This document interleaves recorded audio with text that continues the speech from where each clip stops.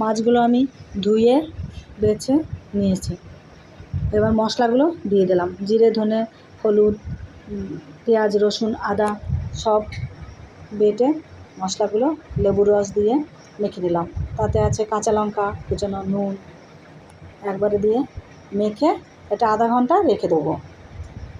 আধা ঘন্টা, আপনারা 1 ঘন্টাও রাখতে পারেন, তাতে অসুবিধা নেই, তাতে আরও ভালো হবে। এবার আমি ব্যাটারটা করে নেব। আছে ময়দা, চালের গুঁড়ি, বেকিং পাউডার আর আছে কর্নফ্লাওয়ার। এটা দিয়ে ব্যাটারটা করে আমি এবার কড়াইতে তেল দিয়ে মাছগুলো ছেড়ে দেবো। হয়ে গেল পকোড়া। আমি কোনো দিন করিনি, এই আমার ফার্স্ট টাইম। আমাদের বাড়িতে লোটে মাছ কোনো দিন খাইনি আমরা। এবার দেখা যাক, প্রথমবার ট্রাই করছি, কেমন হয় সবাই খেয়ে বলবে কেমন হয়েছে। আপনারাও বাড়িতে ট্রাই করে দেখতে পারেন যে কেমন হয় এটা খেতে, যদি কেউ না খেয়ে থাকে। আমার বাড়িতে তো আর কোনো দিন আনা হয়নি, এটা আজকেই প্রথম। সেই জন্য আমি দেখলাম আমি একটু বানিয়ে দেখি কেমন হয়।